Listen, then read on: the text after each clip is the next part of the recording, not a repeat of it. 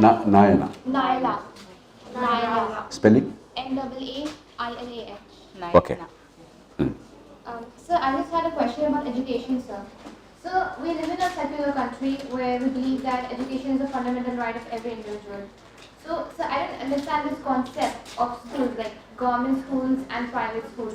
I feel like, I don't want to say this, but I feel like in government, is it that the government schools were created only to educate the poor, considering how much money is spent for the kids, the infrastructure, the quality of education?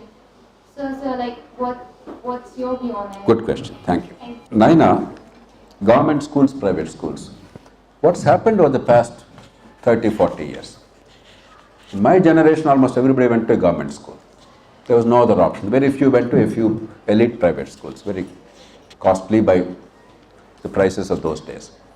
But over a period of time, the government schools declined. There are reasons why. I don't want to go into that. There's no time to go into that. I went to a government school. I went to Telugu medium school in a village, a Panchayat Samiti primary school, a Jilla Parishad high school.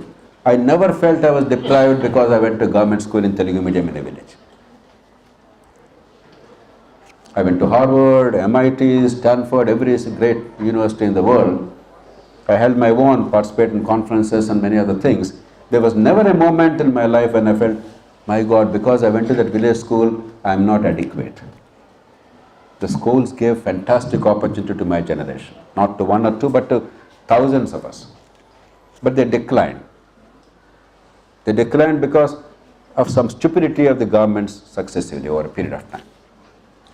As a result, what happened with prosperity creeping up, schools declining, initially the middle classes who understood the value of education, who understood the schools decline, they started sending their children to private schools. And also the lure of English medium added to that. What happened as a result? The people with voice, they deserted the government schools. The people who needed the government schools are the ones who have no voice. They are poor, they are weak. That led to further decline in government schools. So what happened subsequently, increasingly in the last 10-15 years, last 20 years, still every year the government school enrollment is declining, absolutely, and in the proportion, private schools increasing. Now who are the new entrants to private schools in the last 20 years? By definition they are the poor, because middle classes gave up 20 years ago, 30 years ago. So now the poor also are increasingly forced. But most often they are ramshackles. Poor can't afford 80,000, 1 lakh rupee fee. So 5,000, 3,000, hoping that no, it will give us some education.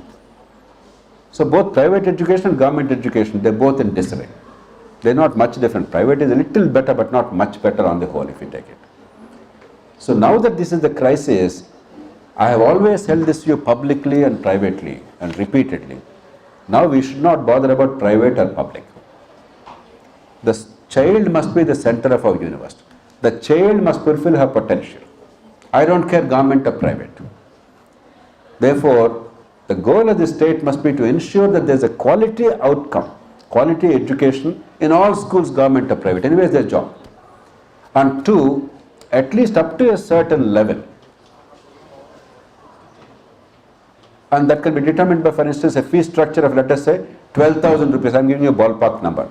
12,000 rupees or 15,000 rupees per year, roughly. Because beyond that, the state probably cannot afford immediately. And I can guarantee you now in today's India, a child that goes to a 12,000 or 15,000 annual fee school is generally a poor child. You can be reasonably certain about that. Those schools, subject to outcomes being good, the government must fund them 100%, so that there is no burden on the child or the family. But our focus must be not about government or private. Your focus must be whether the child is getting real quality education or not. And this is a very sustainable policy. I am not speaking through my hat. If you actually take the numbers, with the available budget, educational budget, you can make it happen. You don't require anything spectacular in you, because if I ask for another lakh crores, it's not available. So you must do within the budgetary constraints in an innovative manner.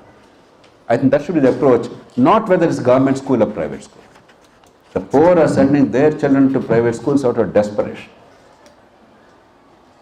And to think that government can deliver quality education automatically, if you do it, I will be happy. But to think that that will be the solution is nonsensical. Because the poorest people are voting with their feet. In other countries like America, etc., there is a big debate going on, voucher system, poor, Republicans, Democrats, the big debate. Very large debate influencing the elections there. In India, the poorest of the people decided already. You don't have to have a philosophical debate.